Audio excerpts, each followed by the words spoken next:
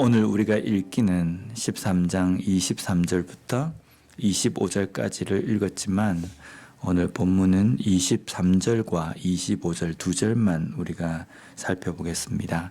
24절의 내용은 내일 새벽에 우리가 살펴보도록 하겠습니다.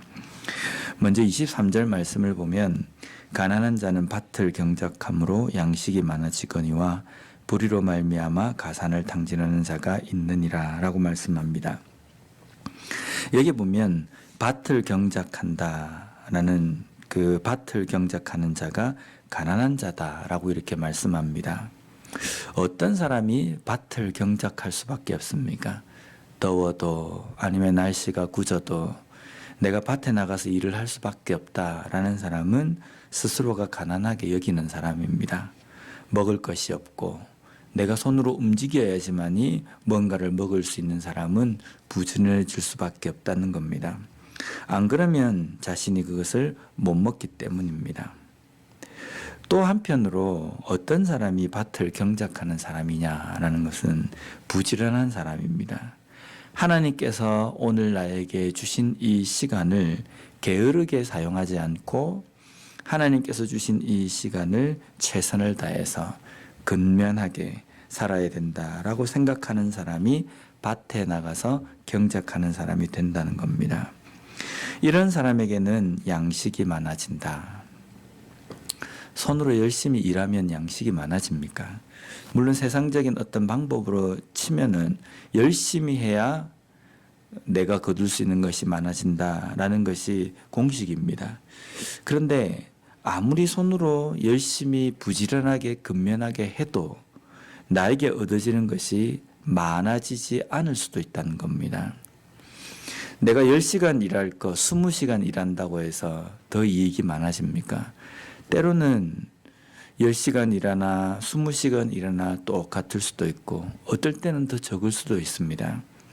그런데 어디에 이 말씀에 초점이 있느냐면 많이 거두고 적게 거두는 이 모든 일에 하나님의 주권이 달려 있다는 겁니다.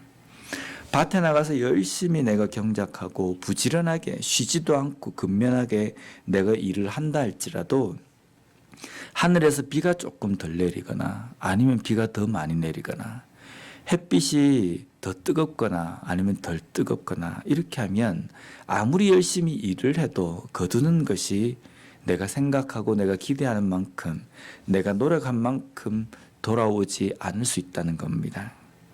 결국은 여기에서 양식이 많아진다라는 이 뜻은 하나님께서 주신 그 시간 아래에 하나님께서 주시는 그 시간을 소중하게 생각하고 근면하게 성실하게 하나님의 뜻대로 살아가는 삶은 하나님께서 그의 손을 돌보신다라는 겁니다. 그래서 그에게 많은 것을 거두게 하신다라는 의미보다는 일용할 양식으로 채워주신다라는 말씀입니다.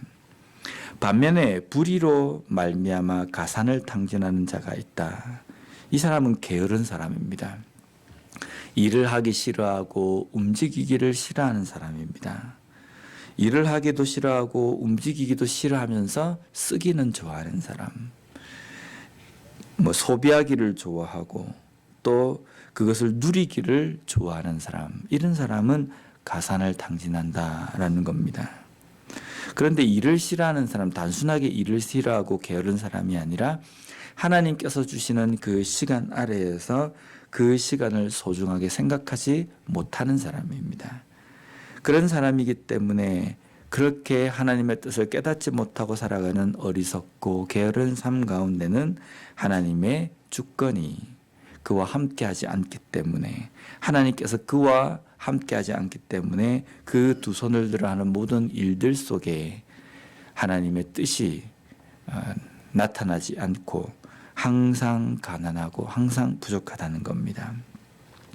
그런데 여기에 많이 거두고 적게 거두고 가산을 탕진하고 이 모든 것들이 25절 말씀과 연관이 되어 있습니다. 25절 말씀을 보면 의인은 포식하여도 악인의 배는 줄이느니라.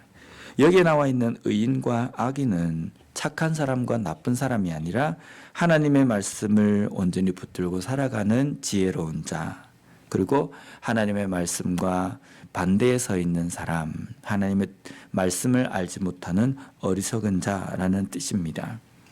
그러면 하나님의 말씀과 함께하는 자는 포식한다. 항상 배가 부르고 하나님의 뜻을 깨닫지 못하는 자는 항상 굶주리고, 그런 의미가 아니라 사람이 야 내가 배부르다라고 이렇게 생각하는 것은 많이 먹어서 배가 부르는 경우도 있지만은 내가 이 정도면 만족하다라고 생각할 때 내가 배부르다라고 이렇게 생각하는 배부른 상태가 되는 겁니다.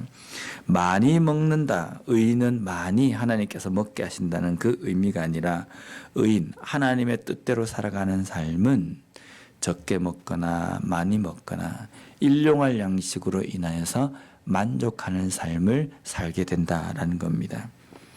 반면에 하나님의 말씀이 없는 자는 어떻습니까? 나에게 얼마의 돈이 있건 얼마나 큰 집에 살건 만족함을 모른다는 겁니다. 항상 부족하다고 생각하는 겁니다. 내가 더 가져야 되고 더 먹어야 되고 내가 더 누려야 된다는 생각으로 살아가기 때문에 악인의 배는 항상 줄이게 된다는 겁니다. 우리의 삶 속에서 중요한 것은 하나님께서 일용할 양식으로 나를 채우신다라는 것을 온전히 믿고 인정하는 삶입니다. 근데 사실 일용할 양식으로 만족하는 삶, 일용할 양식으로 채우시는 하나님, 이것을 믿는 것이 참 어렵습니다. 왜냐하면 이 땅에 살아갈 때 이 물질이라는 것이 우리의 삶에 많은 영향력을 주고 많은 부분을 차지하고 있기 때문입니다. 더 많이 가지면 삶이 더 윤택해질 것 같고 삶이 더 편해질 것 같습니다. 실제 그렇기도 합니다. 그런데 이것이 물질이 지배하는 세상의 공식입니다. 이런 세상 가운데에서 일용할 양식으로 족함을 알고 살아간다는 것은 쉽지 않습니다. 쉽지 않기 때문에 그냥 세상에서 말하는 공식대로 그리스도인들도 좀 많이 가져야 된다, 물질에 대해서 좀 많이 가져야 되는 생각으로 살아도 된다라는 것이 아니라, 이렇게 살기가 쉽지 않다 할지라도 하나님의 말씀은 반드시 일용할 양식으로 채우시는 하나님을 바라보고 하나님께서 원하시는 뜻대로 살아가라는 것입니다.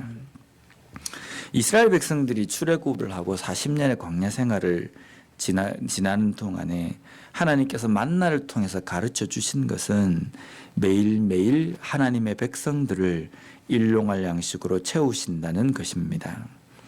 하나님의 말씀대로 순종하는 자를 하나님께서는 책임지시고 기르시고 입히신다라는 것이 만나를 통해서 이스라엘 백성들에게 가르쳐 주시고자 원하시는 것이었습니다.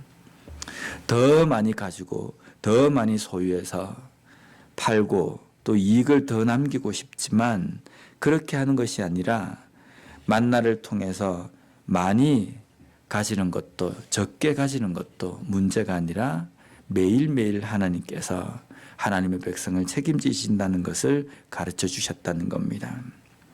그래서 오늘 내가 더 많이 거두지 않으면 내일 굶을지도 모른다라고 걱정이 되지만, 하나님의 말씀에 순종해서 오늘 먹을 것만 거두고 다 소진을 하여도 내일 다시 먹을 수 있도록 하나님께서 내려주셨다는 겁니다.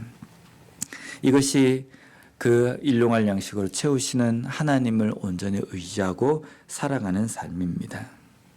우리 개인의 삶에서도 또 우리의 가정 가운데서 우리 교회 가운데에서도 이러한 물질관이 바로 서 있는 삶이 되었으면 좋겠습니다. 하나님의 백성이기 때문에, 하나님께서 사랑하시는 교회이기 때문에 하나님께서 책임져 주신다.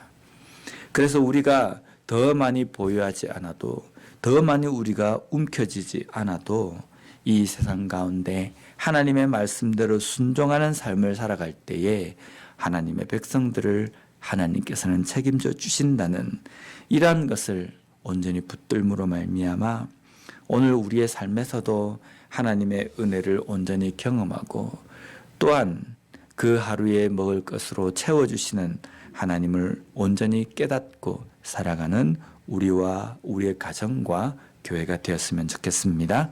기도하겠습니다.